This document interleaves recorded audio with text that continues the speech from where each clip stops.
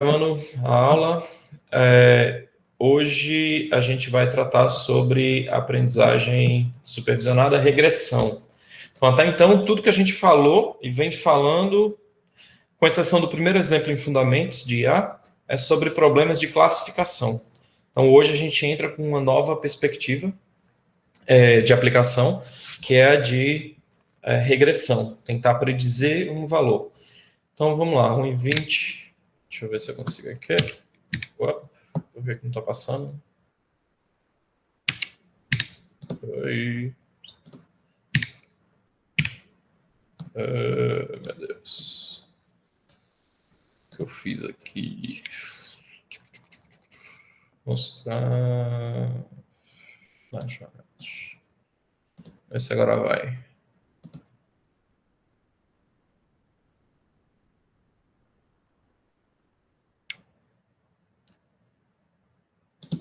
Ah, beleza. Agora eu sei porque que é o problema.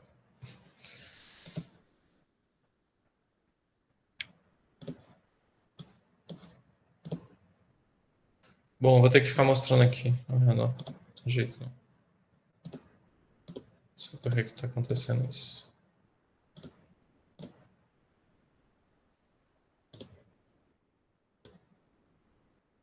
Ok. Beleza. Então, conceitos teóricos, a gente vai falar sobre a ideia de regressão, a gente já falou rapidamente em alguma outra aula, mas hoje a gente se aprofunda mais. E a gente fala sobre como a gente avalia os resultados dos modelos quando a gente utiliza uma classificação de regressão, tá? Lembrando, a gente está em fundamentos e métodos, primeiro grande sessão, né, na nossa disciplina, ele é o maior, então ele demora mais mesmo, tá? A gente já falou de fundamentos de A, de métodos supervisionados de classificação, e hoje a gente fala sobre métodos supervisionados de regressão, ok? Então, só voltando à imagem, diferente lá do método de classificação, onde a gente usa aquele exemplo tá aqui. De classificar, né, o gato e o rato, que é o Tom e o Jerry, que a gente fez lá, aqui é mais a curva. E eu já falei em outras aulas para vocês como é que a gente trabalha com essas curvas, tá? Bom, e aí voltando, novamente, a aprendizagem supervisionada, seja ela classificação ou regressão, ela está dentro do escopo de machine learning e dos métodos de aprendizagem baseado em dados e exemplos. Dentro do escopo da disciplina, a maioria desses dados vão utilizar esse modelo de eu tenho um conjunto de dados grande, utilizar esses dados para gerar uma experiência e aprender a partir da experiência. A maioria dos modelos que a gente vai usar é assim. Vai ser um pouquinho diferente só quando a gente estiver falando de aprendizagem por reforço, reinforcement learning, e algoritmo genético, que vai ser outra coisa também. Mas todos os demais métodos, eles utilizam mais ou menos a mesma forma de aprender. Com relação, tem uma diferençazinha também em aprendizagem não supervisionada. Mas vamos lá. O que seriam os métodos supervisionados do tipo regressão, né? Qual que é a ideia principal?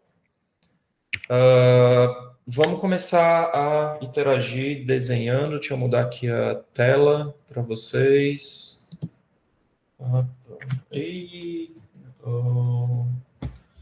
Meu tablet descarregou. Se não está carregado. Bom, pessoal, deixa eu iniciar aqui. A gente vai precisar desenhar mesmo, nem que eu tenha que desenhar aqui no quadro. E vocês olhem no quadro.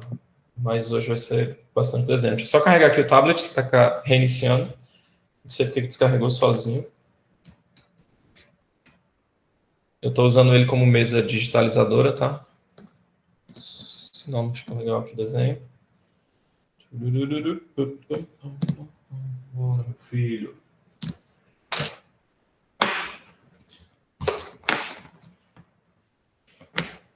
Ai, meu Deus. Esse conversa deu problema hoje.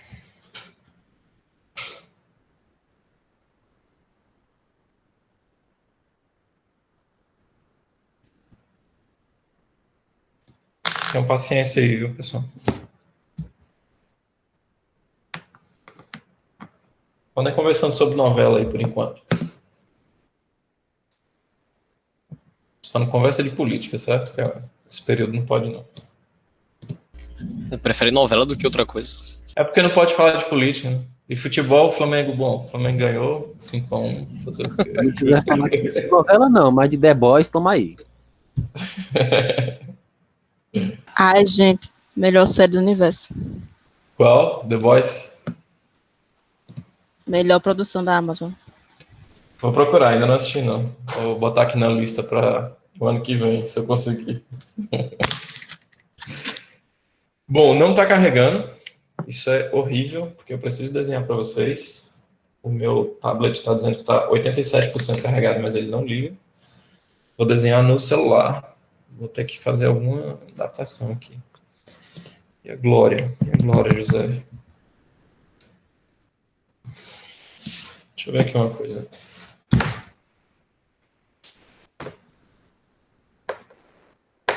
Vou ligar nos 30 aqui. Deixa eu ver se eu consigo deixar isso parado aqui. Não sei se vai ficar bom. Bom, eu vou me virar aqui e vou botar o celular gravando a tela do quadro, tá? Mas eu vou aumentar aqui para ficar melhor para vocês. Esse bendito aqui não tá carregando.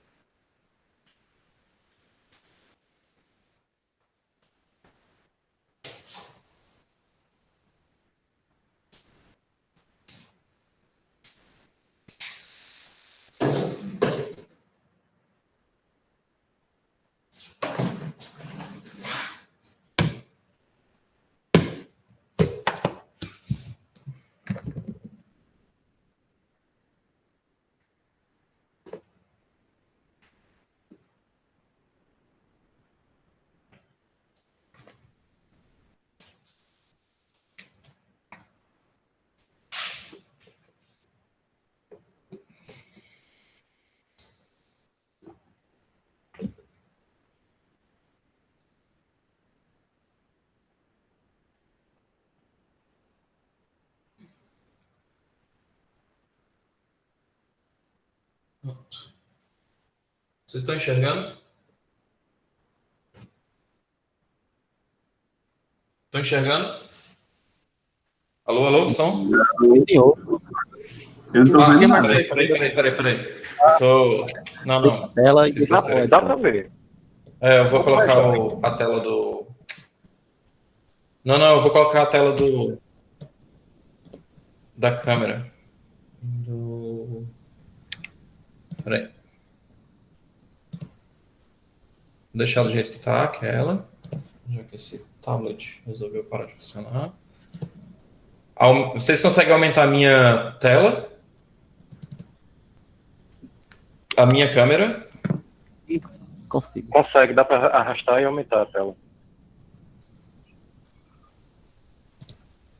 Só a da minha webcam, né?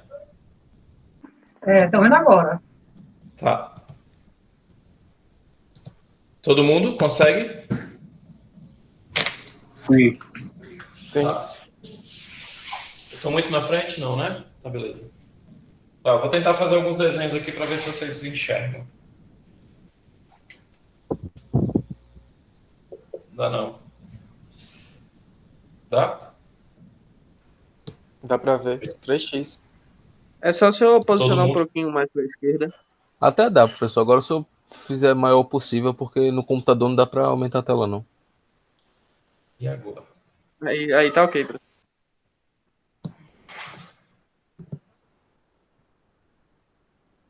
Eu vou fazer uma coisa aqui. Não é possível que não dê certo. Eita, meu amigo. Tá de rosca. É o efeito do almoço. Não. É porque eu resolvi vir para cá, para a universidade.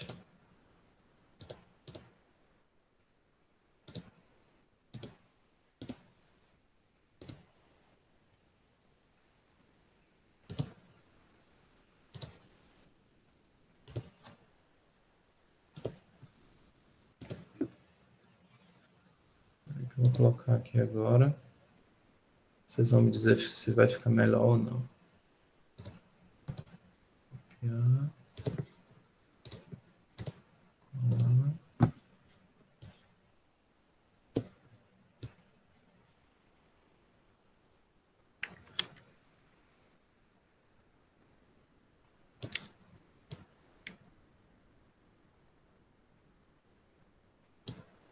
Deixa eu ver aqui.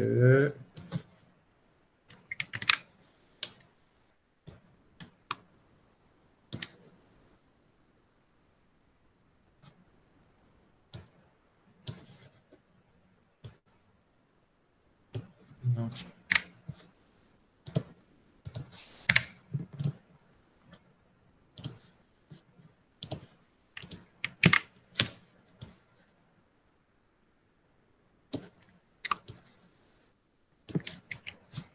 Ó, tá horrível.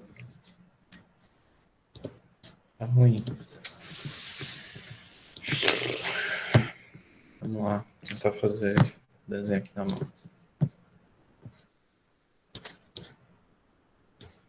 Assim não vai funcionar direito, não. Vocês não vão conseguir enxergar os detalhes. Vou voltar aqui. Deixar como estava.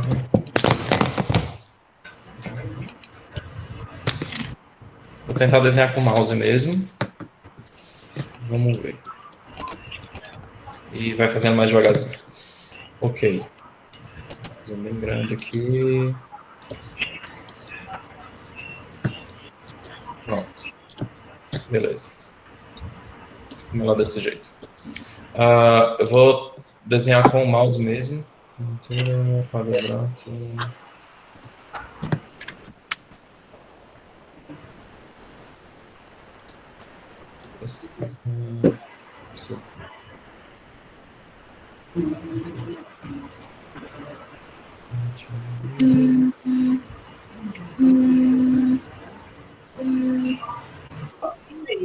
Raimundo, teu áudio tá ligado.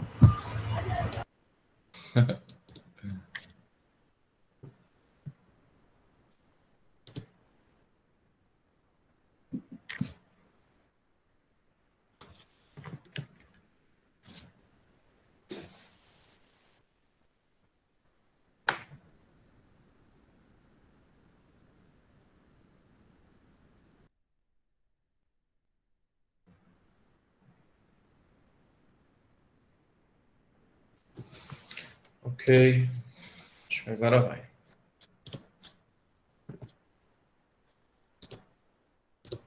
Foi. Aí, pronto. Vamos desenhar assim mesmo. Beleza. Todo mundo tá vendo o quadro, né? Sim. Né? Beleza. Perfeito. Vou até aqui um pouquinho. Pronto. Ok. Vamos falar de regressão, então. Finalmente vai rodar aqui. Pronto. Lembra quando a gente fez o exemplo lá dos potes de sorvete de macarrão? Eita, desenhar com mouse tá difícil.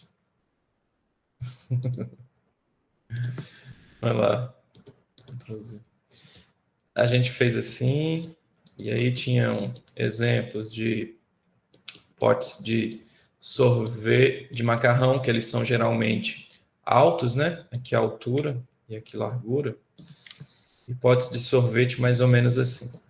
Então, o que a gente fazia? Por exemplo, para poder dividir esses elementos, a gente poderia fazer um classificador linear. O que é um classificador linear? Usar uma função, por exemplo, de primeiro grau, para poder separar os dois grupos.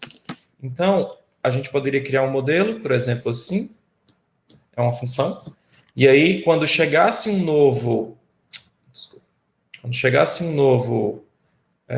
valor para ser avaliado, por exemplo, aqui, ou aqui, ou aqui, o que a gente tinha que fazer? Pegar o valor desse elemento, calcular a gente sabe que ele está aqui em x, calcular o y dele, por exemplo, e se esse elemento fosse maior do que o valor da função, então ele pertenceria à classe A. Se ele fosse menor, então ele pertenceria à classe B. E a gente faz um classificador. Basta criar uma função. Se o meu conjunto de dados é bem complexo, a gente viu que a gente pode criar diferentes tipos de funções. Por exemplo, os KNN, né? Os K vizinhos, NK vizinhos, a gente pode classificar conteúdos ao redor dele, né? Assim. ou a gente pode usar também, ainda assim, qualquer tipo de função, de qualquer jeito. Já para a classificação, para a regressão, desculpa, a gente tem uma outra coisa. A gente não está querendo categorizar as coisas. A gente está querendo predizer um valor. Na cabeça de vocês, o que vem em mente, assim, por acaso, vocês podem falar à vontade, eu só digo sim ou não. Se vocês quiserem criar alguma coisa que consiga predizer de maneira inteligente, automática, né, ou automatizada, um valor. Que aplicação vem na cabeça de vocês?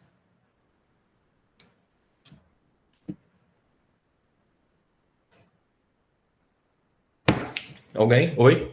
Som? Estou escrevendo. Uma aplicação na área de saúde? O que na área de saúde? Eu vou citar um exemplo aqui que eu já vi, já de supercomputadores, no caso, no mundo todo, que, por exemplo, uma pessoa faz um tratamento de câncer e é registrado no banco de dados, e aí uma IA, ela ia determinar para um novo paciente como seria o melhor tratamento para ela seguir, de acordo com os dados que já coletados. Tá, e aí, nesse caso, um novo tratamento. Um novo tratamento, ele é um conjunto de valores enumeráveis discretamente, ou ele é um valor contínuo no tempo? Eu tenho o tratamento 1, o tratamento 2, o tratamento 3, A, B, C, D, E, ou o tratamento 1, 1,1, 1,2, 1,11, 1,13. Eles são enumeráveis, né? Nesse caso, eles são discretos. Eu tenho um conjunto limitados e bem definidos de tratamentos. Então, A, B, C, D, E.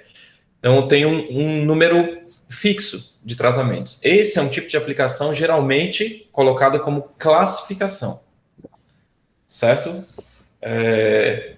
Não seria uma regressão, mas boa. Bom exemplo. Vem alguma outra coisa na cabeça de vocês? A questão da temperatura de valores. Oi, dois falaram ao mesmo tempo. Não... Previsão de temperatura. Previsão do tempo. E a outra, o Lucas falou o quê? Aplicação em bolsa de valores. A aplicação em bolsa de valores. Os dois são exemplos de regressão. No caso E os dois são regressão em cima de séries temporais. Porque no caso da predição da temperatura, previsão do tempo, é um conjunto de séries de dados temporais que tem um comportamento cíclico, ou seja, eles tendem a se repetir ciclicamente ao longo do tempo. No caso da bolsa de valores, não. Há quem diga que é cíclico, dependendo do tipo do que você está tratando e vendendo, e outras são completamente acíclicos, ou seja, não tem um período em que a curva se repete ao longo do tempo. Predizer dados na bolsa de valores é algo extremamente difícil. Muitos criam aí alguns modelos, dizem que são bons, mas eu continuo duvidando até hoje que a gente vai ser capaz de predizer o valor futuro de um ativo, de uma ação, de um valor. Mas a gente pode melhorar a nossa capacidade de predizer na bolsa. Então, a gente pode coletar um conjunto muito grande de inputs, de features, né, de atributos, para tentar reduzir o erro da predição de um valor da bolsa de valores. Mas são dois exemplos muito bons. Se eu quiser saber o preço resolvi entrar no ramo de vender carro. E aí eu queria precificar o valor de um carro. Esse é um exemplo de classificação ou de regressão?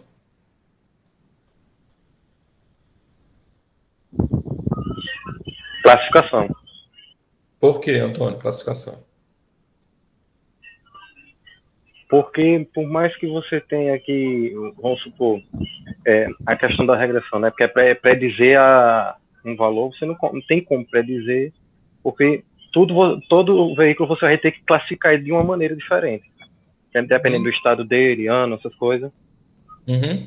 E se eu conseguisse, por exemplo, como você colocou, saber se eu tivesse um banco de dados com 1.000 carros, 2.000, 3.000, 10.000 carros, e eu tivesse o modelo, o ano, a quantidade de portas, se tem ar-condicionado ou não, se o pneu está novo ou não, quantos quilômetros ele já rodou, e por aí vai.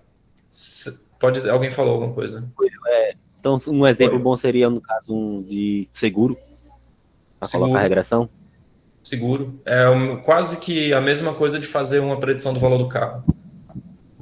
Porque a gente vai tentar catalogar e obter uma quantidade grande de atributos que representem aquele indivíduo, e a partir disso a gente gere um valor. Ou a gente já tem um valor de uma lista grande, por exemplo, eu pego do OLX, ou do Mercado Livre, ou do, sei lá, Carros PB, e qualquer outro site aí que faça venda de preço de carro, e eu uso isso para poder tentar predizer o valor de um carro.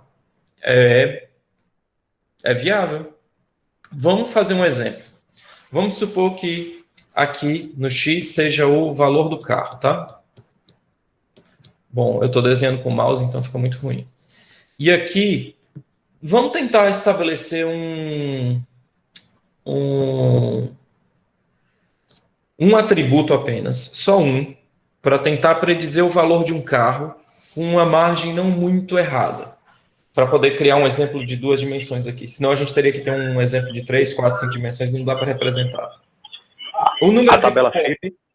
Oi, Antônio? A tabela FIP, que todo ano é um valor diferente. Mas aí no caso da tabela FIP, ela já dá o valor para a gente. Eu gostaria de tentar predizer o valor. E aí, quando chegasse um novo carro, eu não tivesse que constar a tabela, mas constar o meu modelo. Se eu, por exemplo, pegasse para o meu carro aqui, ó, esse aqui é o valor em reais. Eu gostaria de criar um atributo aqui, no meu X, tá? Que aqui é o Y, que pudesse me ajudar a predizer o valor de um carro. Se eu pegar o número de portas de um carro, pelo número de portas eu consigo predizer mais ou menos o valor de um carro. A gente tem que tentar diferenciar carros de valores muito diferentes, tá certo? Não precisa ser perfeito. É só um exemplo bem bobinho. Mas se eu pegar o número de portas do carro, eu consigo predizer se é um carro barato ou caro? Tem carro barato com 4 portas e carro caro com 4 portas? Professor. Tem. Tem. Então não é um. Se eu tivesse que escolher só não é um um bom atributo, exemplo, não. não é um bom exemplo. Mas vamos ver o banco do carro, se ele é de couro ou se ele é de tecido. Tem acontecido, sim. Você pode dizer tem banco de couro, banco de plástico, tecido, eu acho que é um melhor personalizado. Pelo ano do carro, não? O ano do carro, tá. Eu tenho carro caro 2020 e carro barato 2020?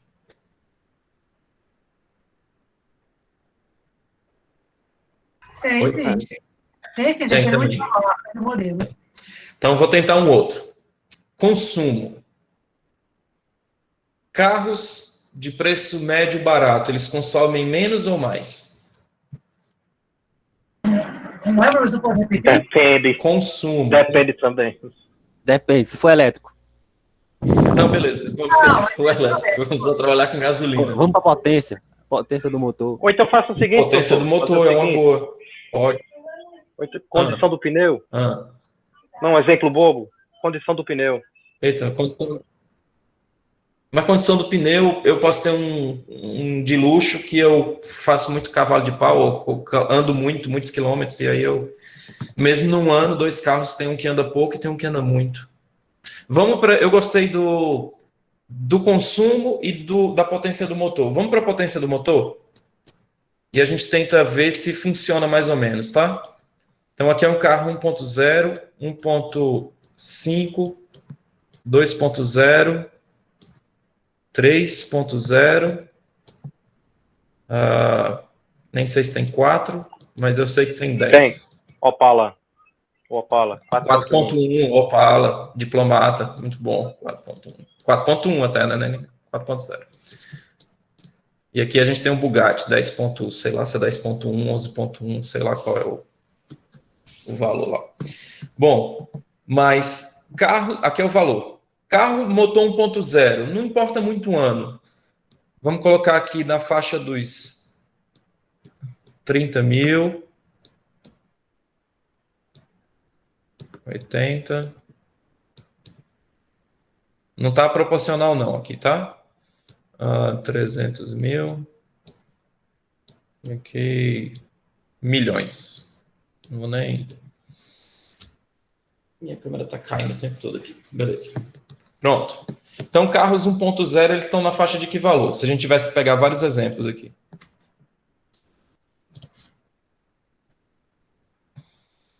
Estou sem saber. Entre 30 e 80. Entre 30 e 80, beleza. Então, vou ter um carro 1.0 aqui, um carro 1.0 aqui, um carro 1.0 aqui, um carro 1.0 se for muito velho já aqui, outro aqui Abaixo assim, de 30. Abaixo de 30. Tem uma... Eu já tive um... Como é que é o nome dele? É um da Kia, que vende cachorro-quente, bem pequenininho. O motor dele era 0.7. Towner. Topic? Não, Topic é a grande. Towner era pequenininha. Ah, é verdade. E a minha era gás. Era 900 cilindradas, 0.9, mas a minha era gás. Então, caía a potência aí. A 50 tem mais força. Vamos lá. 1.0 aí, no caso, é abaixo de 30, né? Então, depende. Tem carro 1.0 novinho, todo equipado, que pode estar um pouquinho... aí que eu Carro 1.5. Vamos lá. Se for um Toyota, um Honda, Aí já vai para onde? Já vai mais para cá, Honda né? City. Entre 80, um pouquinho acima de 80. Pronto. Então tá mais ou menos por aqui. É óbvio que se ele for um carro antigo, o preço dele vai estar mais para cá, tá? Vai estar mais embaixo. Ele continua sendo 1.0, mas vai estar mais embaixo. E um carro 2.0, mais novo? Ele vai estar lá entre 80, 100. Pode dizer em nome de carro 2.0, que eu nem... Golf. Um Volvo. Um Volvo é bem mais caro, né? Já vem mais para cá. Assim. Um Astra. Um Jetta. Um Astra, que ano? 2000 e... O meu é 2005. Pronto. Qual é o valor hoje em dia, mais ou menos? 18. Pronto. Vamos botar aqui assim, não tem problema. A gente está tratando com valor real. O que a gente está tentando capturar é o quê? Uma tendência. Então, quanto é um carro 3.0? Nem sei qual que vende aqui no Brasil, 3.0. Mustang, mas é mais ou menos. Accord, Mas é mais ou menos isso, é 300 mil. uns Jeep, né? A gente não vai encontrar muito carro 3.0 valor muito baixo, não. Até porque começa a ser carro de potência, de carga, etc. Um Opala 4.1 aí, diplomata, deve ter na faixa de uns 30. Mas colocando carros... Aí varia. Né? Depende do estado do carro. Aí varia. Dependendo do estado do carro, eu já vi de 200 mil. Pronto, então vamos lá. E um Bugatti, a gente vai lá para a beira dos milhões. 10 pontos aí, alguma coisa e tal. Mas aí, o que a gente quer aqui? Aqui, na regressão, a gente não tenta criar uma linha que separe, por exemplo, as categorias 1.0, 2.0, 3.0 e assim por diante. Não. O que a gente tenta aqui, na verdade, é criar uma função que esteja mais ou menos num valor intermediário entre todos esses pontos. Certo? Porque essa função ela não vai acertar da maneira mais precisa, mas ela vai me dar um valor muito próximo, ou, dependendo da situação, um valor razoavelmente próximo para eu ter um valor de partida, para eu ter uma predição do que seria. Aí, para eu poder incrementar o meu valor, eu tenho que usar outros atributos, como, por exemplo, o ano, o estado do carro, se ele já teve batida ou não, se ele tem equipamentos adicionais ou não. Bom, tem muitas coisas, né? Se ele tem acessórios, se ele já está com IPVA pago ou não, se tem seguro ou não. Então, com essa daqui, a gente já tem uma boa medida. E aí, quando alguém me pergunta, Rafael, quanto é que é o valor de um carro 2.5, 2.2, sei lá, aí eu posso pegar, me dá o valor lá da função, que ele vai te dizer, olha, é mais ou menos isso aqui. Aí agora a gente pode pegar uma outra regressão para acessórios, equipamentos, etc., e fazer uma junção deles. Na verdade, o método pega todos esses valores de entrada e gera um valor mais próximo e mais realístico. Tá? Ele combina todos os atributos para gerar uma predição melhor. E a gente pode combinar, na verdade, várias retas lineares. Pode dizer. No caso, a gente pegaria um atributo que seja o mais compatível com todos, e os outros é que vão se ajustando. Na verdade, na prática, a gente pega todos os atributos que a gente conseguir, e o modelo ele vai criar essa combinação linear, e essa combinação linear, dependendo do modelo que vocês escolham, vai dar um peso maior para os atributos que erram menos e um peso menor para os atributos que erram mais. O que significa errar aqui? Nesse caso do motor, a nossa função, ela diz que para 1.0 o valor é aqui, para 1.5 o valor é aqui. Mas em relação aos meus dados de exemplo de treinamento, esse valor aqui, ó, ele está mais próximo ou está mais distante da reta se a gente compara com esse outro aqui? Esse aqui ele está mais distante e esse está mais próximo. O que a gente faz é calcular, eu vou falar sobre esse erro, tá? A gente calcula para cada atributo essa distância. E tem um jeito de ponderar essas distâncias. Se, não é esse o caso, mas se o nosso exemplo aqui tivesse muitos dados aqui, ó, então o meu erro provavelmente seria bem maior, correto? Pronto, vou voltar aqui. Então, esse atributo, provavelmente, quando o modelo fosse classificar, ele ia considerar menos, dar um peso menor, ponderar com uma consideração menor, tá certo? Deixa eu tirar aqui agora. Eita, que besteira que eu fiz. Pronto, beleza. Deixa eu salvar esse negócio que depois eu partilho para vocês. Mesa... Ok. Beleza. Esse aqui foi o exemplo que a gente fez do carro, tá bom? Carro. Agora, esse aqui é um exemplo simples. Vamos para um novo.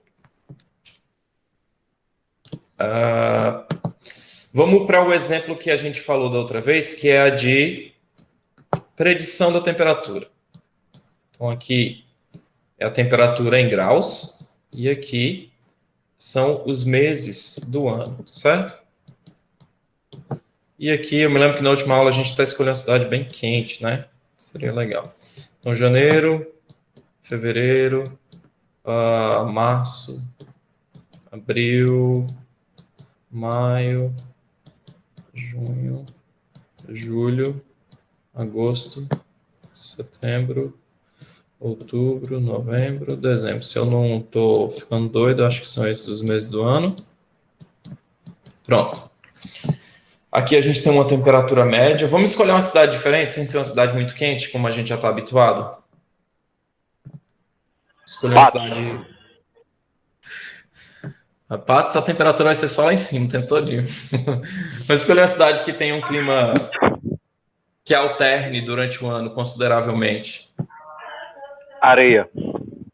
Tem Teixeira também. O problema de areia é que ela varia muito durante o dia. A média do ano ela é parecida com as demais cidades. Mas durante Mas assim, durante o dia ela geralmente chega. Durante o dia, professor, ele chega mais ou menos assim, 25 graus. E à noite chega a 17, 16. Então, é isso. Se eu pedisse para você qual é a temperatura do dia 2 de janeiro, você ia ter que fazer a média do dia. Aí a média do dia, ela varia, as temperaturas em um dia só variam muito. Só que no ano, a média vai ser mais ou menos parecida com as outras cidades ali é o que? Agreste, né? A região. A região é Agreste. Ela vai ser mais ou menos... vai ser mais ou menos parecida com as cidades da região do Agreste. Vamos colocar uma cidade lá do sul, ou então, sei lá, uma cidade gringa aí de algum país da Europa, ou... Bota aqui pertinho, que varia muito a Teixeira. Durante o ano ela varia muito? Muito. Faz 33 durante o dia e de noite vai bater 17. Então, mas é isso que eu estou dizendo. Ela varia durante um único dia, ela varia muito. É bom uma que varie muito durante o ano. Então, vamos pegar uma cidade do sul do país. Vamos, sei lá, Porto Alegre. Que seja assim. Então, em janeiro, verão no hemisfério sul. Então, vamos colocar aqui a média 25. Lá no verão, geralmente a média, vou colocar o ano 2017.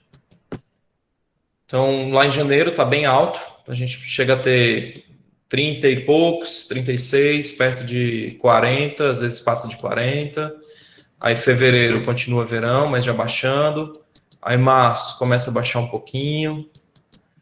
Quando é junho, julho, agosto, tá lá embaixo, beirando seus 5 graus. Perto de 40. Na média, óbvio que tem dia que é menor, tá? Então, às vezes chega a 5, 10 na média. E aí vai subindo o ano, setembro, outubro, chega a primavera, chega o verão novamente. E aí sobe aqui. É óbvio que varia, às vezes, tá? De um ano para o outro. Tem ano que isso aqui está mudando em um dia. Mas vamos pegar aqui o ano de 2018. O mouse é horrível. Vamos supor que no ano de 2018 as médias, de uma maneira bem geral, tenham sido ligeiramente mais baixas do que o ano 2017. Então, foi um ano atípico, afetou a plantação, afetou a agricultura, a pecuária. O turismo de inverno foi muito bom, porém, o de verão não foi muito bom. E aí a gente vai para um terceiro ano, 2019, e a temperatura foi de rachar. O ano todo seco e quente, acabou com a pecuária.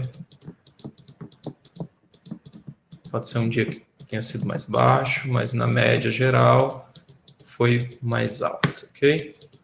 Pronto. Nesse caso aqui, tá desproporcional aí, mas é só para passar a ideia, tá?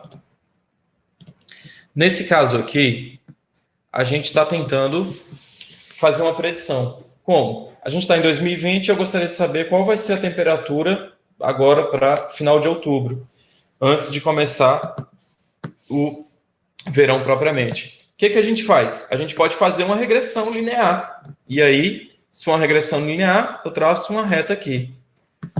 Esse modelo, que é uma regressão linear, vai me dar um valor bom ou ruim?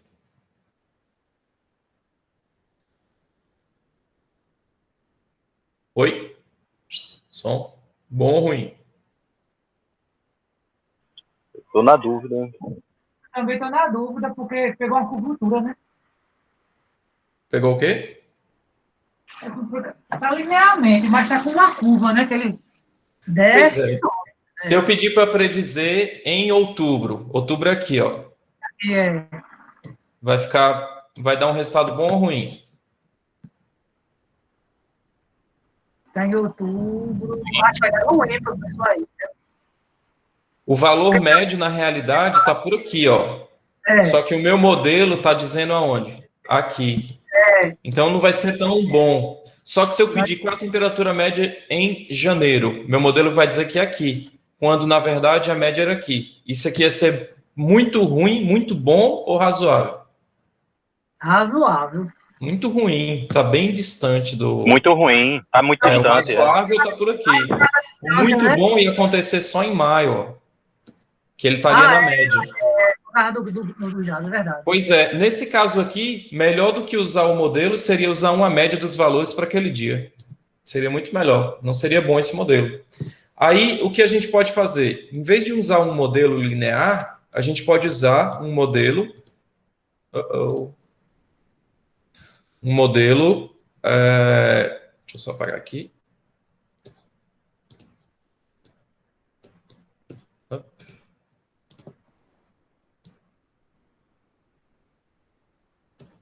Instantinho.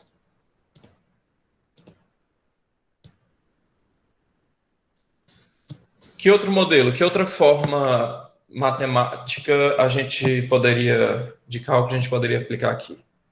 Se eu pegasse uma equação de segundo grau, assim, seria bom esse modelo?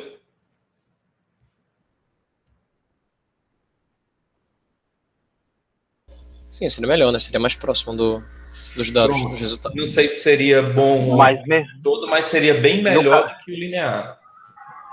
Na verdade, teria que ser uma função trigonométrica. Então, a gente pode pegar um polinômio e definir a ordem do polinômio. Um polinômio de primeiro grau é essa reta, de segundo grau é essa daqui. De terceiro grau, a gente tem o quê? Duas curvas, né? Olha só. Seria praticamente perfeito. A gente até poderia fazer com linear, só que para isso a gente teria que ter uma combinação de vários lineares em determinados trechos. Por exemplo, um aqui, um aqui, um aqui, um aqui, um aqui. Só que eu teria que estar definindo os domínios. E aí seria razoavelmente bem.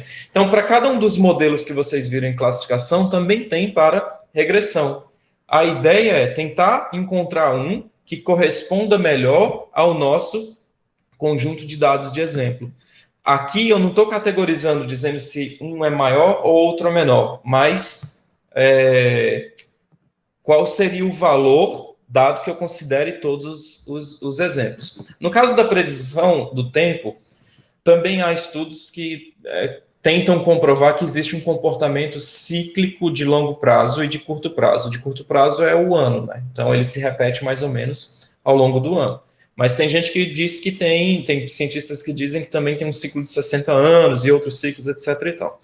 Mas se a gente considera com maior ênfase do conjunto de dados os valores dos últimos anos com um peso maior do que os valores dos anos anteriores, nosso modelo pode ter uma predição melhor. Então, tudo ainda ronda em torno do como a gente trata os dados de entrada, como que a gente seleciona eles, quais são os melhores para treinar, que modelo eu uso, que parâmetros eu uso, mas é bem parecido o tratamento todo, o workflow, o processo que a gente faz com de classificação. Só que a saída aqui ela não é mais uma classe, um item enumerável discreto dentro de um conjunto. Ele é um valor exato, é um valor real, ele te dá o valor que você busca. Nos dois exemplos aqui, a gente está vendo um problema que a gente está usando um atributo só. No caso do carro, foi só o atributo potência. No caso da temperatura aqui, a média histórica dos valores das temperaturas ao longo dos anos para uma determinada cidade. Se a gente usasse dados de diferentes cidades, provavelmente nosso modelo não ia ser bom, porque eles correspondem a diferentes regiões e as regiões mudam, né? Se eu pegar uma cidade que é perto do trópico, da região central, da região central, né, do hemisfério, e pegar uma cidade que está mais na borda, em cima ou mais embaixo, sem ser dos trópicos, e fizer um modelo usando essas duas cidades, provavelmente eu não vou ter um bom resultado. A não ser que o meu modelo, toda vez que eu disser a cidade, ele me dê um exemplo. Seria meio que uma mistura de classificação e regressão. Ok, acho que a ideia é mais ou menos essa. No caso do carro, quando a gente começa a colocar mais atributos, aí eu não consigo representar mais num plano cartesiano. A gente precisaria, se tivesse dois atributos, representar num plano 3D, numa representação cúbica 3D. E aí a nossa função seria uma superfície. Essa superfície pode ser uma superfície plana, uma superfície curva ou qualquer outra forma que a gente definisse aí. Agora, se eu colocasse um terceiro atributo, a gente ainda não conseguiria representar isso, porque o valor da função até daria. A gente poderia colocar uma cor na superfície para representar o valor da função, mas não é algo trivial de se visualizar. E mais, os modelos, na verdade, usam muito mais atributos. No caso do carro, a gente teria que colocar a potência, o ano, o estado do carro, o que mais? Como a gente já falou antes, né? Se tem batida ou não, o consumo do carro, bom, N fatores aí. Um terceiro exemplo, deixa eu tirar uma foto aqui. Deixa eu salvar, na verdade. Qual o nome que eu coloquei? Parte 2. Um terceiro exemplo poderia ser de precificar uma casa. Esse foi o exemplo que a gente colocou em fundamentos. Que atributos vocês escolheriam para classificar o preço de uma casa? Metro quadrado. Metro quadrado, o que mais? Que é a área. Local. Bairro, localização. Ok, localização. Pode ser por bairro e pode ser por localização GPS, tá? Porque o modelo, na verdade, acaba aprendendo que determinados bairros estão em regiões do GPS. Pode falar outro. É o bairro que levou o valor do terreno. Depende do tamanho da área. Isso. E aí, o que mais? Área, bairro.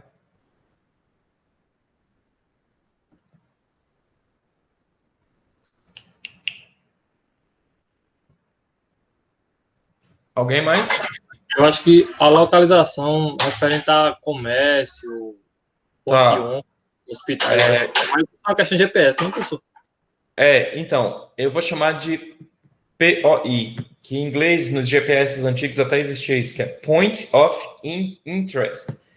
Pontos de interesse. Aí entra supermercado, escola, padaria, comércio, shoppings, etc. A distância para pontos de interesse. O que mais?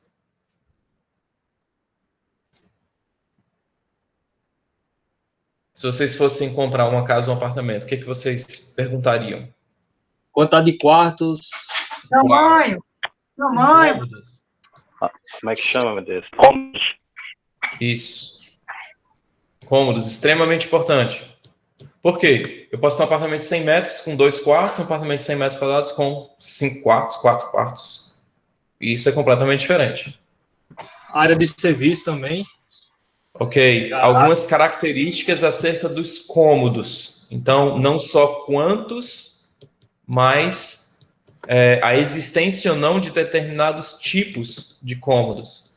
Então, se eu tenho lá uma área de serviço separada da cozinha ou não, se a cozinha é integrada com a sala ou não. Então, esses módulos, como eles são, aqui é com relação aos tipos, que são dados categóricos. Oi. Tem área de lazer também, né? Oi? Área de lazer.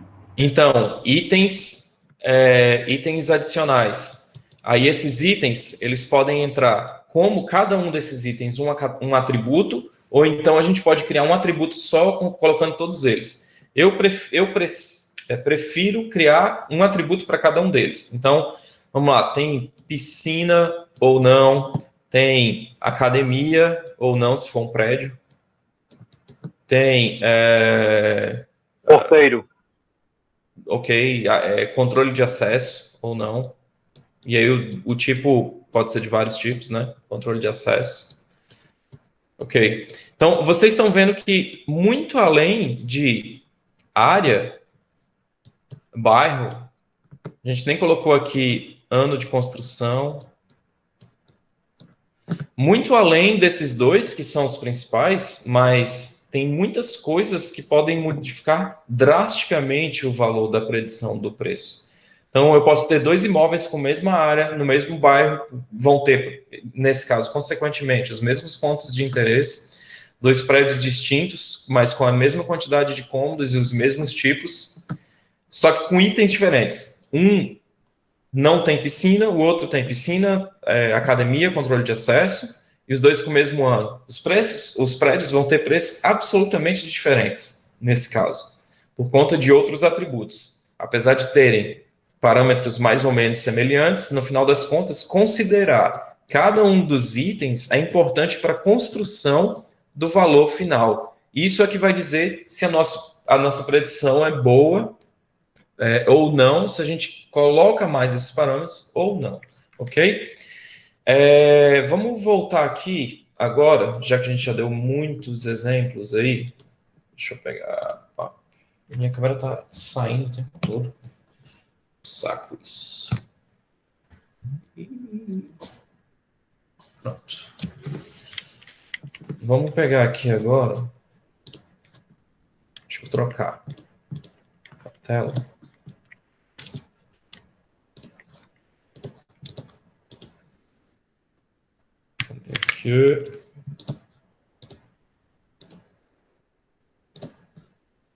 Ok, voltou. Então a gente já fez essa ideia, né? Os métodos supervisionados de regressão geralmente estão associados a... desculpa, vocês estão vendo. Agora estão vendo. Os métodos associados à regressão estão geralmente relacionados à obtenção de um valor exato. A gente facilmente consegue transformar um problema de regressão em um problema de classificação. É só a gente criar, por exemplo, um determinado parâmetro, porque, na verdade, a função está tentando detectar um valor médio, um valor ótimo.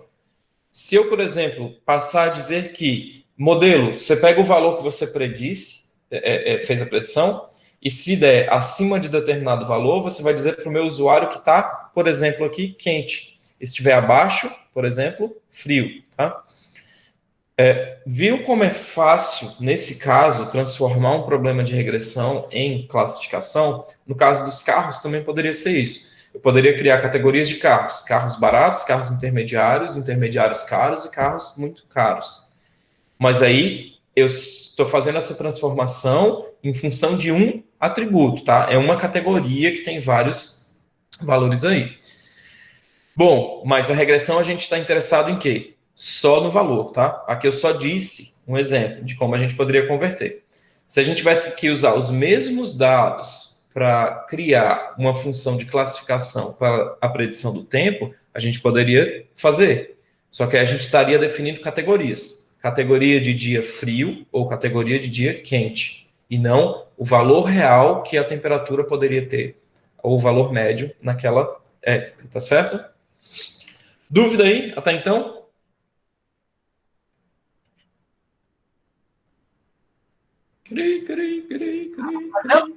Até o presente momento, assim, quando só a questão do valor, né? De precisão, tá? Bem, ok. Mas está bem... Não é simples, mas está bem claro que são coisas distintas, classificação e regressão, não é isso?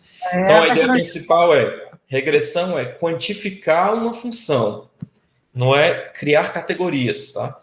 As saídas da regressão, diferente da classificação, elas são apenas números, ou um número inteiro, um número real, um número, mas ele é um valor preciso, tá? As entradas, por outro lado, podem ser valores numéricos ou valores categóricos. Valores numéricos, por exemplo, a área em metros quadrados do apartamento é um valor numérico contínuo. A quantidade de quartos que tem, ou a quantidade de cômodos que tem um apartamento, já é um valor inteiro discreto, categórico. Então, é 1, ou 2, ou 3, ou 4. Se tem piscina, é sim ou não. Então, são valores categóricos. Eu não tenho tem 0,5 de uma piscina. Não, porque uma piscina ela é inteira ou ela não é, ou ela não é. Né? Uma meia piscina continua sendo uma piscina, só que pequena. Academia, mesma coisa. Então, a gente pode usar como valores de entrada para gerar os modelos de distintos tipos, mas os valores de saída, diferente da classificação, são sempre valores numéricos contínuos, tá certo? Para onde que a gente aplica os métodos supervisionados tipo regressão? Bom, parecido, né, com as aplicações de classificação, mas para automatizar tarefas que demandam muito tempo. Meu mouse está deslocado aqui, parado de vocês. Demandam muito tempo ou tarefas que demandam atividade manual excessiva. Então, por exemplo, precificar um produto. Aqui a gente tentou precificar o valor de um carro, o valor de um apartamento, mas a gente poderia estar precificando qualquer outra coisa. A gente poderia estar precificando um computador novo que ainda não está com preço, a gente poderia estar precificando o valor, sei lá, de relógio, de itens de luxo, de itens de necessidade básica. Existem lojas de luxo, eu tenho um amigo que trabalha como programador para uma delas, esqueci o nome dela agora, mas ele trabalha lá em Portugal. E o mercado deles é tipo não é um mercado livre, né, mas é um marketplace, só que só de produtos de luxo. Então, você tem produtos lá de 10 mil euros, 50 mil euros, sei lá, 30 mil euros. É outro mundo, não é a minha realidade. Não sei a de vocês, mas a minha não é não. E é Mas você- difícil, às vezes, precificar esses produtos. Até porque esses produtos, eles não vendem em série, tá? A loja lá, por exemplo, a Louis Vuitton, ela pega e não cria uma série que vai ser vendida na loja da Louis Vuitton. É dois, no máximo, que eles criam, né? Dependendo do tipo de produto, para poder vender. Então, por exemplo, sei lá, um champanhe especial, eles têm lá uma centena, talvez, de champanhe. Mas uma camisa, um item de enfeite, né, de decoração, geralmente ele vai vender no máximo 2. E é difícil precificar isso. Eles podem pegar produtos semelhantes, com público-alvo semelhante, e usar um modelo para gerar um valor. Base. No caso, professor, ele só cria uma coisa assim, tipo assim, particular, né? Um modelo só. Aliás, um modelo não. Isso. É uma coisa só. Não tem outro. Se vender, vender. Se não vender, fica ali. Até o dia aparecer o gosto. Né? Provavelmente. Ou então eles tiram para não desgastar a imagem do produto, ou refazem o produto. Mas geralmente vende. Tem umas coisas absurdas. Tem umas coisas que eles vendem que é muito absurdo. Muito. Mas bem, tem dinheiro, o dinheiro tem que ser usado, né? Tem quem tem dinheiro e use, e tem quem tem dinheiro e deixa para os filhos usarem. A gente tem aplicações que é para fazer predição de algo futuro. Então, as séries temporais, como, por exemplo, a bolsa de valores, ou a temperatura, ou o risco de alguma coisa, são predições de algo que pode acontecer no futuro, sim ou não. Tem alguns que tentam utilizar, e isso é um mercado muito grande, no Brasil ainda não está oficializado, mas são as casas de aposta. Alguns dizem que é um jogo de azar, puramente de sorte. Eu acho que não existe como você predizer o valor da Mega Sena. Quem estudou probabilidade estatística sabe que o sorteio da Mega Sena são eventos independentes. Então, não importa quais são os valores que saiu hoje. Amanhã vai ser um novo sorteio e não tem qualquer correlação com o dia de hoje. Por mais que vocês peguem todos os valores de todos os sorteios anteriores e observem quais os que saem com maior frequência, não vai afetar em nada o valor do próximo sorteio, da próxima semana, porque eles são eventos independentes. Eu acho que qualquer professor lá de probabilidade estatística vai dizer isso para vocês na disciplina, já disse para vocês na disciplina de probabilidade. Porém, predizer se um time vai ganhar ou não, já não é tão independente assim. Tá certo que são eventos independentes, 2 jogos. Porém, existem uma miríade, né? Tem uma quantidade imensa de atributos que a gente pode utilizar para criar um sistema e predizer. Esses Sporting Bet, não sei o que Bet, blá, blá, blá, blá, são casas de apostas. E se vocês acompanham, vou dar o exemplo do... Peraí, minha câmera desconectou de novo. Tentar abrir aqui. Numa dessas eu apostei no Real, o Real tava ganhando todas as partidas e eu perdi. No último jogo, o Real perdeu para o azarão. Bom, acontece, tá? Mas, vamos lá. Aí é porque você... É o azarão. A gente não tem... É como eu disse, são eventos independentes. Só que a gente pode tentar reduzir a margem de falha no processo de decisão, certo? Como que a gente consegue isso? Por exemplo, se eu utilizar como atributo para esse caso, para tentar predizer se o time A vai ganhar do time B, que atributos a gente pode começar a colocar? Um é o número de vitórias passados da mesma temporada. Ok, isso é bom, mas eu acho que tem outros que são melhores para comparar os dois times. Quantidade de jogadores que estão jogando, que são do elenco principal e não são substitutos. Isso é um critério muito importante, porque os que estão do elenco principal já têm harmonia para jogar. Então, a probabilidade deles jogarem bem é maior do que o que está jogando reserva. Ter jogadores... Número de vitórias no campeonato. O número de vitórias, sim, da mesma temporada, especialmente o número dos últimos jogos, dos jogos imediatamente anteriores. Se você vem de um jogo que você perdeu, tua autoestima não está muito boa, então isso pode afetar. Mas se você está jogando com muitos jogadores lesionados, a probabilidade do teu time ganhar começa a reduzir. Se você tem algum problema com a torcida durante a semana, pode ter um problema. Se há especulação de venda de determinados jogadores, pode ter um problema. Então, você começa a tentar obter atributos que não são necessariamente atributos da partida, que também podem ser considerados, por exemplo, jogadores que correm mais, ou jogadores que fazem mais gol, que fazem mais passes, tudo isso também é importante. Mas se você se cerca de elementos que estão ao redor daquela atividade, mas que não necessariamente são no ato da atividade, isso pode te ajudar a predizer. E tudo isso são atributos. Na Bolsa de Valores acontece a mesma coisa. Então, você quer predizer o valor de um futuro, né, de uma determinada empresa, então você vai procurar saber fatores políticos daquela empresa, se tem algum problema na diretoria, se tem algum novo produto, se tem a expectativa de um novo produto ou não. Então, tem muitas coisas ao redor. Viu como dá para pegar coisa e tentar predizer um elemento futuro que não tem um comportamento cíclico? Então, a gente consegue muito disso. Agora, vocês imaginem, são coisas que a gente passa despercebido, mas as pessoas usam isso o tempo todo. Para um determinado, como é que se diz, agente de futebol intermediar uma compra ou, sei lá, ajudar na compra de um passe, ele está atento a tudo isso, a todo instante. Vocês imaginem que quem joga aquele joguinho da Globo, Cartola, futebol, ou quem fica brincando de quem vai ganhar ali no site do G1 ou qualquer outro de esportes aí. Na verdade, o conhecimento coletivo está sendo usado para captar um monte dessas informações. Antigamente, as partidas de futebol da Globo, ainda hoje, né, na verdade, existem pessoas que são pagas só para ficar contando quantas faltas teve cada jogador, quantos passes, quantas coisas. São várias pessoas, não sei uma. Todas essas informações são muito sensíveis e muito importantes para a tomada de decisão nesse nível.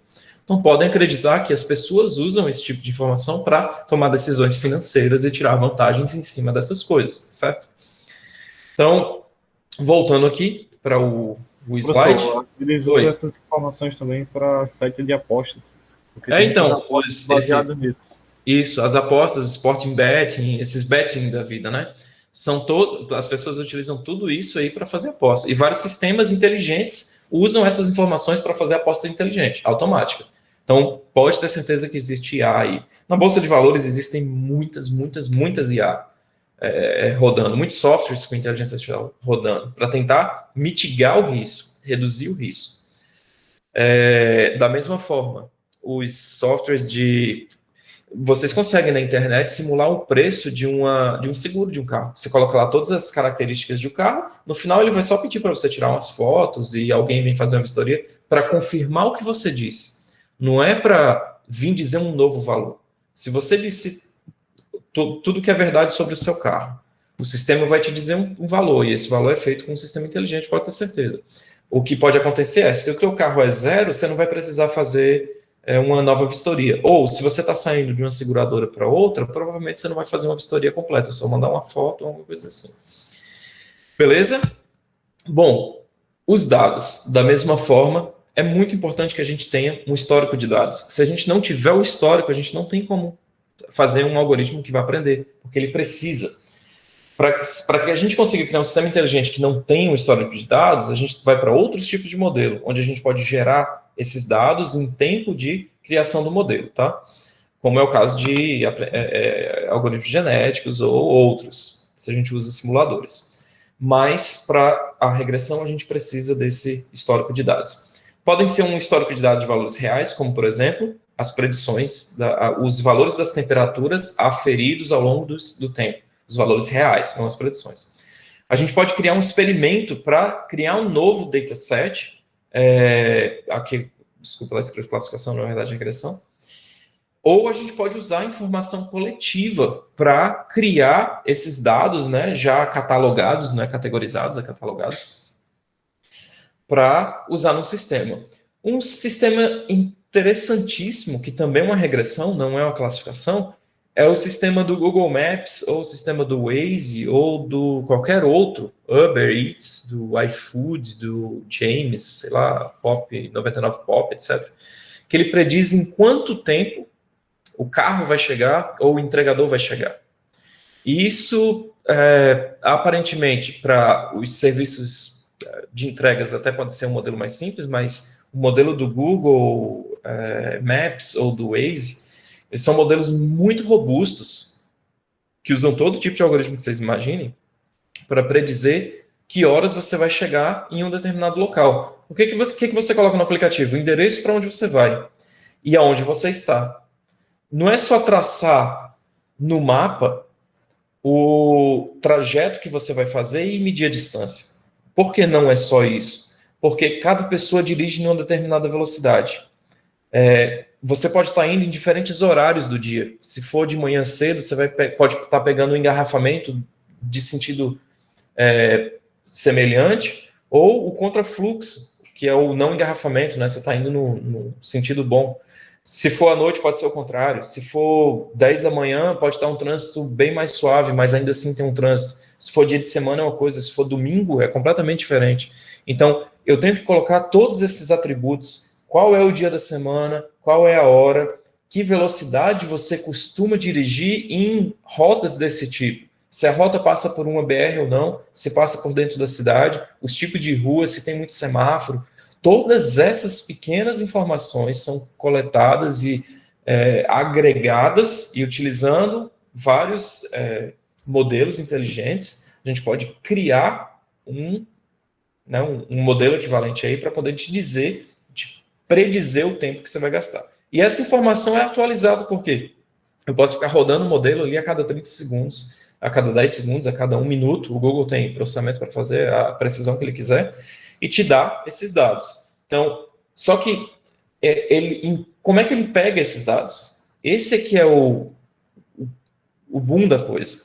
Ele precisa que alguém esteja utilizando o GPS e que esteja passando pelaquela rota para ele coletar essa informação. Então, para ele saber se existe engarrafamento ou não na BR, por exemplo, aqui em João Pessoa, ele precisa que alguém esteja usando o GPS e que esteja circulando naquela via. E aí ele vê, essa pessoa aqui ela costuma circular nessa via todos os dias, em horários diferentes ou não, mas aqui eu sei que é uma rodovia, classifico lá como rodovia, e a velocidade média aqui é tal. Várias pessoas estão rodando aqui agora a, por exemplo, 60 km por hora, 70, alguns a 80, outros a 90, mas está circulando. Se eu tenho diferenças de velocidades, não tem engarrafamento.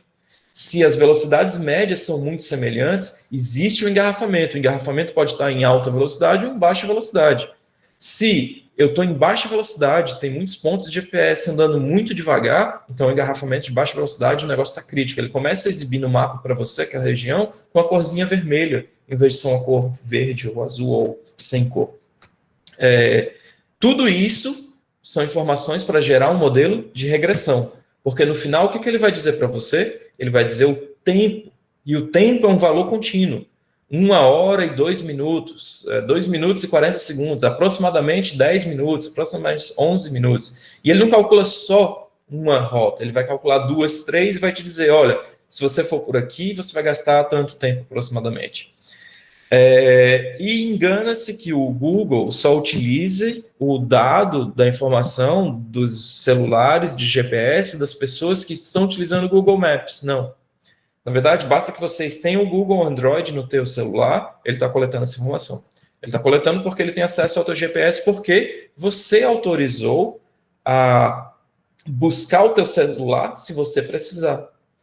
E para você buscar o seu celular, se você precisar, você está dando a posição GPS dele continuamente. Não a cada 1 segundo, mas a cada 30 segundos, a cada 1 minuto, e não importa.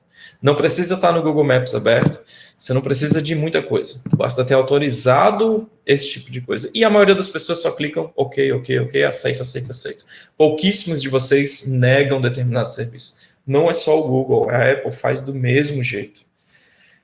A maioria dos fabricantes fazem do mesmo jeito, as que utilizam essa informação. Essa informação não é só para o Google Maps, ela usa para muitas outras coisas, tá? Ok, senhores? Pergunta aí? Resumindo, são mais vigiados do que a gente mesmo.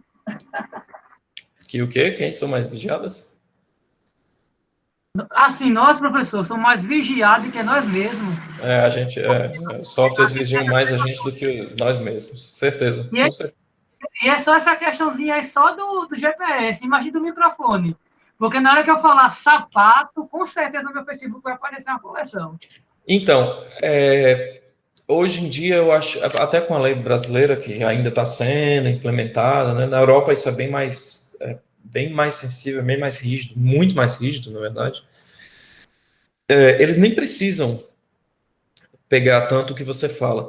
Eles vão ficar pegando, se você autorizar, por exemplo, o assistente de voz. Então, se você usa Siri, se você usa Alexa, se você usa o Google, esqueci o nome do Google. Google ok, Google. Hã?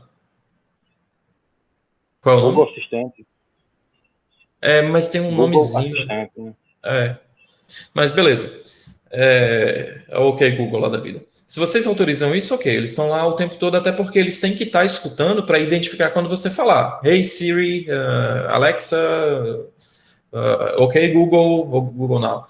Então, eles têm que estar te monitorando para detectar, ou seja, classificar um padrão, né, que é categorizar, disse ou não a palavra, ele tem que estar capturando ali o tempo todo. Até os televisores da Samsung e alguns da LG, Panasonic, etc. Mas eles não precisam usar tanto a voz, porque a voz é um processamento muito, muito alto. A maioria desse processamento está no hardware, não está nem no servidor. É óbvio que eles fazem uso, mas eles conseguem essas informações, a gente já fornece as informações em abundância. Quando a gente pesquisa, toda vez que coloca lá na barra do navegador, começa a digitar uma coisa, ele está pegando isso que você está digitando. Quando você faz uma pesquisa no Google, ele está pegando. Quando vocês estão digitando um comentário, não importa se é na rede social ou não, num site, está pegando. Se você usa o Windows e autorizou lá a Cortana, que é outro aí, tudo que você está digitando, ele está usando. Todas as imagens que vocês estão acessando, os resultados da pesquisa, quando você clica, ele está usando, tá? De algum jeito, é muito difícil. É muito difícil. No caso aqui, eu tenho aquele Google Keyboard. O Google Keyboard, ele justamente, tudo que eu digito, ele já, praticamente agora, ele puxa assim, de vez em quando vem a propaganda no Instagram. Ou no Instagram, Facebook, não importa onde for, ele vai dar lá uma coisa parecida. Agora, a gente acredita, e eu acredito, não tenho nada para desacreditar, é que os dados pessoais não são utilizados para fins pessoais. Ou seja, pouco para ele importa se você escreveu um segredo seu ou não. Ele não está interessado no fato de que aquilo é um segredo ou não, mas dos itens individuais dessa construção. Então, claro, se você falou de um sapato, né, de uma roupa, ele vai te sugerir coisas semelhantes ou no contexto disso aí. Bom, mas vamos lá. A maioria dessas coisas utilizam métodos supervisionados de regressão, alguns classificação, né, através de categorias, e algumas regressões são construídas a partir de vários desses elementos aí. Ok. Lembra uma coisa muito importante dos métodos supervisionados, é como a gente avalia o modelo. E aqui são os métodos que a gente utiliza para avaliar um modelo de classificação. Lembra lá que a gente, para classificar a classificação, a gente tem a matriz de confusão, que tem os verdadeiros positivos, falsos positivos, verdadeiros negativos, falsos negativos. Tem a acurácia, que é quantas vezes eu acerto, então essa acurácia vai ser um valor percentual. Tem a precisão, né, quantas vezes eu acerto corretamente. Tem o recall e tem tantas outras.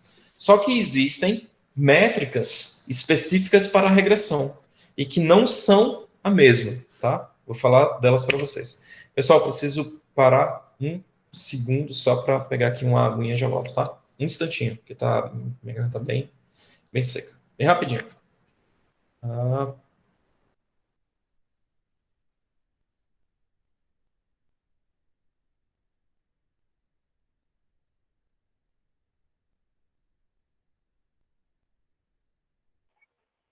Ivan. Oi. Ivan, minha autarquia. E aí, autarquia? Quer dizer que se você digitar sapato, ele vai aparecer um pé grande para você? Vou digitar sapato, baixa falar, pô. Falou, já apareceu tanta marca, tanta coisa, modelo. Caraca. Eu não posso nem falar, velho.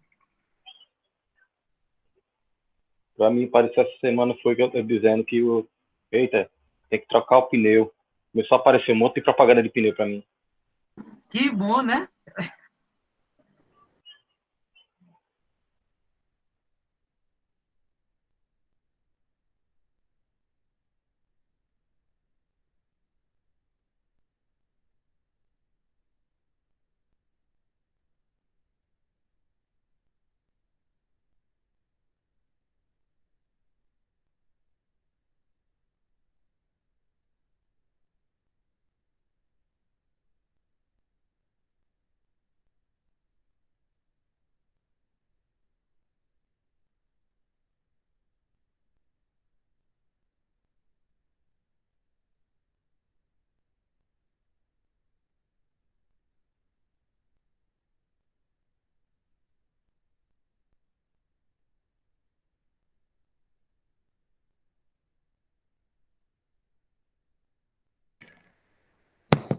Prontinho, voltei.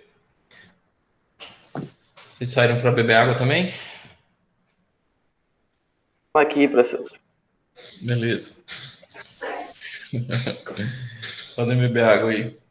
Bom, lá na classificação, geralmente a gente usa, como eu disse, né, a acurácia, a precisão, a matriz de confusão e tantos outros.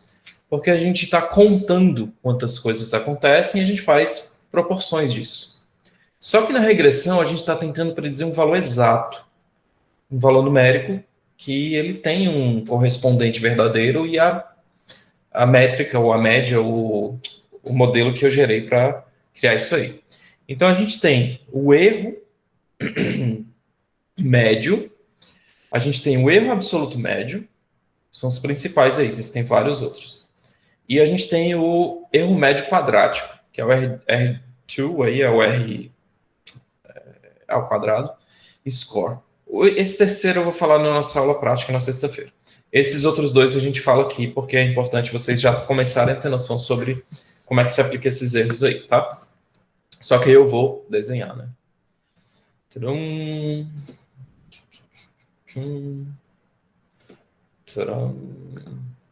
lá. Ok. Vamos lá. Tá. Ok. Novinho aqui em folha. Sabe que já estava exibindo aí. Pronto. Bom, vamos desenhar. Como que a gente pode calcular o erro de um modelo de regressão? Primeiro, não importa o que a gente está fazendo a regressão lá, no final das contas, se a gente está usando só um atributo, a gente tem aqui o valor real dele e o exemplo aqui, tá? Vamos supor que a gente tenha um exemplo aqui, outro aqui assim, outro aqui, outro aqui, outro aqui, outro aqui, e assim vai. Pronto. E aí, o meu modelo, ele faz essa aproximação aqui, ó.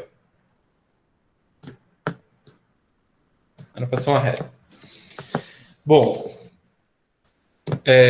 como que a gente... Vocês têm ideia de como que a gente pode mensurar quão bom esse modelo é ou quão ruim esse modelo é?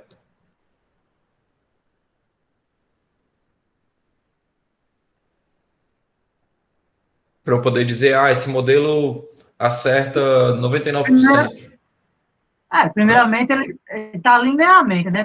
Só direto, né? Tem uma qualidade. Pronto, vamos considerar que aqui pode ser qualquer um, linear ou polinomial ou etc. Essa é a curva que ele gerou.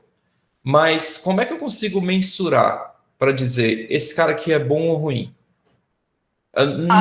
Não é nem dizer se é bom ou ruim, mas dá uma nota para ele. Eu daria uns 80%. Por quê, né? Porque No caso, seria por conta da distância do. Seria uma média da distância, né? Pronto.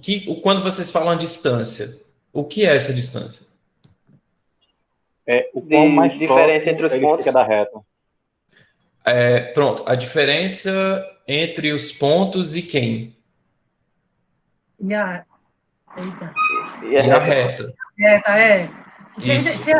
Se analisar, Pronto. tem mais dados em cima do que embaixo, né? São poucos que tem aqui.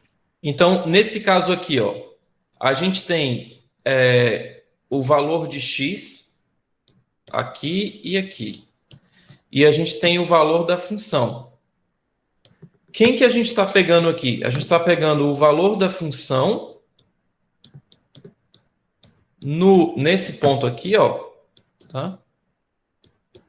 Vou até escrever outra coisa, tá? Para não ficar igual. A1. Que é quem? É esse aqui. E a gente tem, na verdade, o valor de x, não é? O valor de x é aqui, ó. Então, o erro, ou seja, a distância que vocês estão falando, que é o erro, é a diferença entre o valor real e o valor do meu modelo. Nesse caso aqui, ó, vamos supor que... Deixa eu tentar só criar um correspondente aqui, para vocês verem o que vai acontecer. Que nota eu poderia dar para esse modelo? Uma das coisas que vocês falaram seria calcular a distância, né, que é o erro entre o valor real e o modelo, correto? Isso.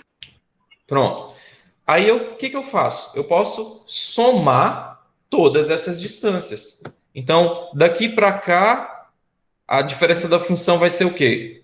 A função tem um valor menor ou maior do que x? Aqui. Opa, desculpa. Aqui. O valor da função ela é menor. Desculpa. O valor da função ela é menor. E o valor de x é maior, correto? Sim. Tá. Então, eu tenho uma diferença negativa. Certo? Então, vamos supor que aqui a diferença seja, sei lá, 5. Menos 5. E aqui? O valor da função ela é maior do que o valor do x. Então, é uma diferença positiva, tá certo? Do modelo em relação ao valor. Então, eu tenho uma diferença de, vamos supor, de 5, tá certo? Ok?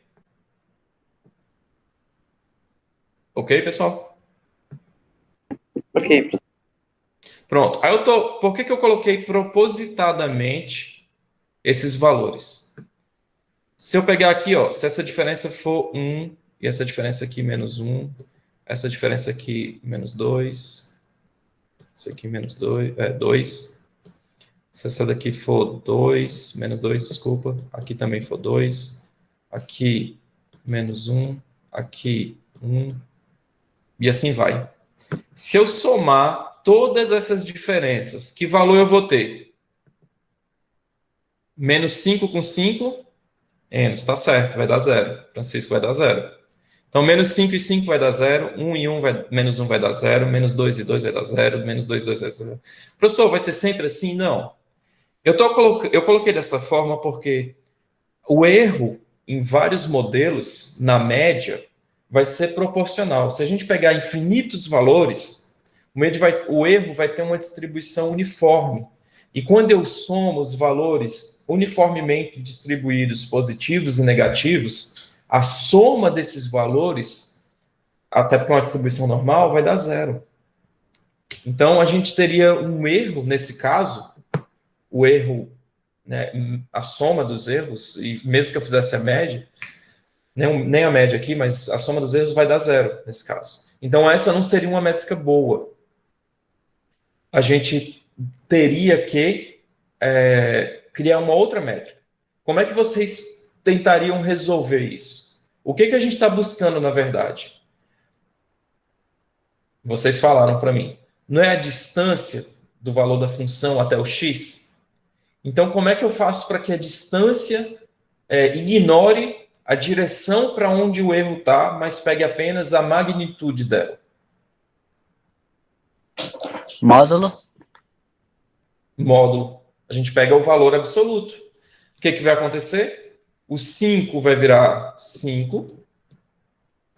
O 5 vai continuar aqui. O 1 vai virar mais 1, mais 2, mais 3, mais 1, e assim vai. O que isso quer dizer?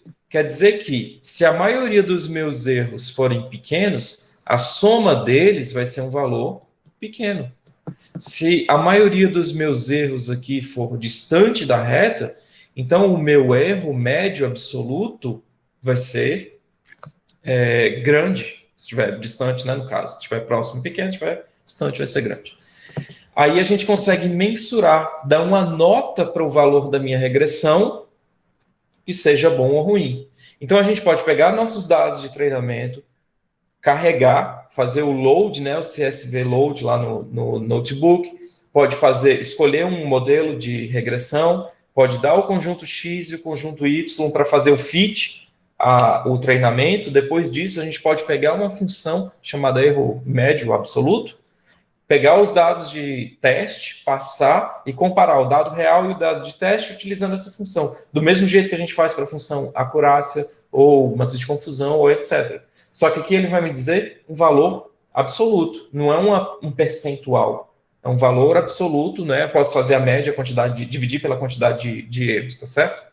Nesse caso, todos esses erros vão depender da unidade que esse meu atributo representa. Então, se esse meu atributo aqui é metros, desculpa aqui, né? Se esse meu atributo aqui é metros, então esse erro absoluto vai estar relacionado a metros. Se for metros quadrados, a metros quadrados.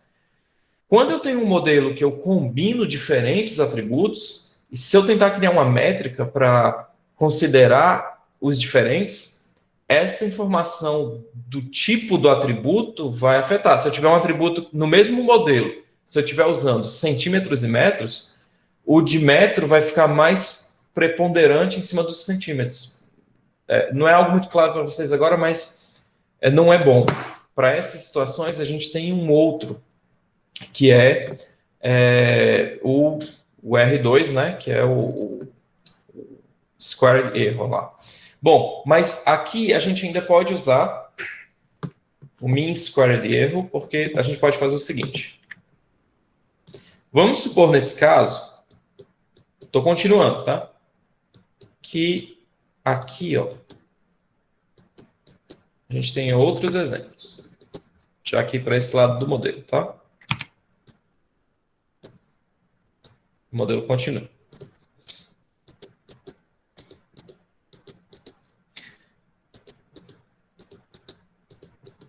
Vou explicar. Estou fazendo bastante mesmo aqui, tá?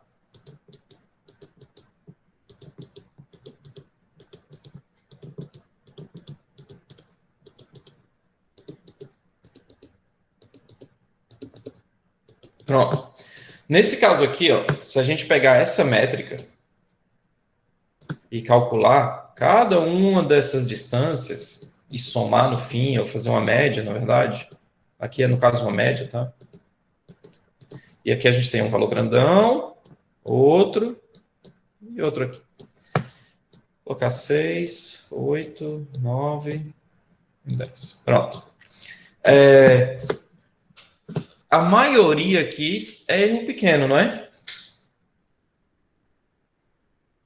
Isso. Pronto. Quando a gente pega e faz a média desses valores, como apenas alguns pontos, 6 pontos aqui, ou 7, tem valores altos, mas 50 pontos tem valores baixos, a média vai ser um valor alto ou baixo? Baixo, eu acho. Baixo. Baixo. Vai ser baixo, porque se a gente tem muito mais elementos de valores baixos e só alguns poucos de valores altos, a gente vai pensar que esse modelo, ao longo do tempo, né, na média, ele tem um valor de erro pequeno, quando na verdade não é bem assim. Uma outra métrica, que é o Squared, RMS, o erro médio quadrado, a gente, em vez de pegar o valor da distância, a gente pega o quadrado do valor da distância. Por quê? O que é pequeno vai ao quadrado, e a gente, bom, se na média se permanecer razoavelmente baixo, quando o erro é menos do que 1, quando a gente eleva o quadrado, o que vai acontecer? Esse valor vai ficar maior ou menor? Quando a gente faz 1 vezes 1 é 1. 2 vezes 2 é 4. 2 elevado ao quadrado, desculpa, é 4. 1 elevado ao quadrado é 1. Só que se a gente fizer 0,5 vezes 0,5, vai dar quanto?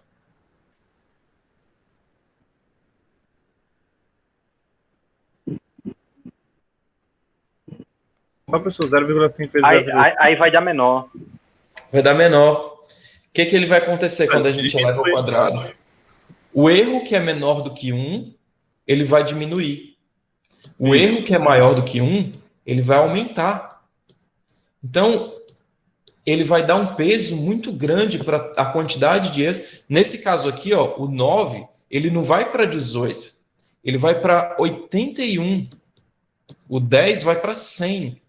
Por que ele faz isso? Porque ele quer que você observe que existem erros que são significativos, que são muito grandes, e que você tem que observar para ver o que você vai fazer. Você vai escolher outro modelo, você vai escolher outro dataset, você vai quebrar o problema em 2 e assim vai. Certo? Então, quando a média dos erros, né, o erro médio quadrático é pequeno, significa que a coisa está boa, porque o erro, quando ele é elevado ao quadrado, a gente bota em módulo, ele vai ficar um valor bem pequenininho. Mas, quando o erro passa de 1 e tem números maiores, ele vai subir muito rapidamente, quadraticamente, né, exponencialmente. Então, essa é uma outra métrica já. Então, a gente tem a média dos erros, a média do valor absoluto, né, o modular, e a gente tem a média das somas dos quadrados dos valores absolutos, ou dos quadrados dos valores, não importa. Quando levar ao quadrado, o que é negativo vai ficar positivo. O gráfico, obrigatoriamente, ele é exponencial ou ele pode ter tipo, ele está crescendo, ele pode ter alguma queda no futuro? Dependendo do gráfico. Sim, no caso a gente está tratando só das somas das médias dessas distâncias, certo? Que é o valor do erro. Se o teu modelo gera um erro muito grande, então se o nosso modelo não fosse essa reta azul, mas se o nosso modelo fosse essa reta aqui verde, tá? Então a gente tem um X em preto, se o modelo fosse isso aqui, ó, pode ter certeza que o valor do erro seria bem alto. Mas se o meu modelo, sei lá, fosse mais ou menos aqui, tá, ele teria um erro grande, mas a quantidade de erros grandes seriam menores, né? Porque ele passa perto dos outros aqui. Bom, esse valor do erro vai depender do modelo que você está usando, do conjunto de treinamento, vai depender de muita coisa. O comportamento dele é uma reta exponencial, uma reta não, é uma exponencial, né? Uma curva crescente. Mas, se não, se tiver bom o modelo, ele vai ser reto, vai ser quase uma reta perto do zero. Ele desce grande e tal. Essas questões de curvas a gente pode entender melhor a curva de treinamento, a curva de erro e a curva dos dados. Essa aqui que eu estou representando é a curva dos dados, é onde os dados estão dispostos no plano. Mas a gente vai aprender, quando chegar lá em redes neurais artificiais, que a gente usa muito isso, as curvas de erro e as curvas de aprendizagem. Aí dá para tentar entender melhor isso, ok? Professor, vai ficar visível? Esses dados vão ficar, na prática, eles vão ficar visíveis para a gente ou vão ser só números? Essas curvas? Sim.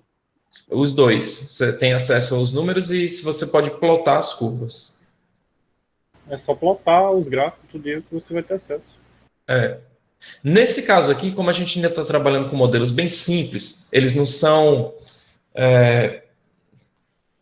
longamente iterativos, eu não fico avaliando ele a cada instante de tempo, isso já é mais coisa para modelos tipo redes neurais artificiais, a gente não vê muito isso, mas quando chegar lá, a gente vai ver que uma rede ela precisa evoluir, e aí para ela evoluir, a cada evolução a gente calcula o erro. Aí a gente vê se esse erro está crescendo ou se ele está diminuindo. Esses métodos que a gente está trabalhando, eles geralmente são um ciclo só. É como se aprendesse de uma vez só, mais ou menos assim, tá? Ele não é um método muito interativo como outros que a gente vai ver mais no futuro, como o algoritmo genético, a aprendizagem de reforço e assim vai. Certo? Ok? Perguntas? Por hora, não. Por hora, não. Por minuto, sim. Bom, pessoal, para a aula de hoje, é uma aula teórica, né? Eu priorizei tentar usar mais quadro, né? Mais desenho. Desculpem aí o começo, foi bem atribulado por conta do tablet que ainda não carregou, 92, mas não está ligando, a bateria deve ter morrido aqui. Vou parar de usar ele para voltar a usar a mesa digitalizadora. Bom, foi a primeira na universidade direto, né? Deixa eu aqui. Ok. Vamos lá. Certinho. Então, vocês não têm dúvidas agora. Vou, só para concluir essa aqui a parte, com relação ao conteúdo de hoje está tranquilo, né?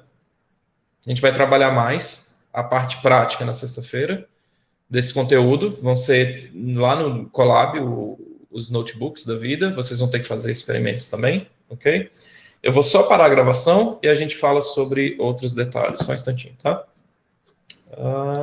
Gravação... Interromper a gravação. Beleza.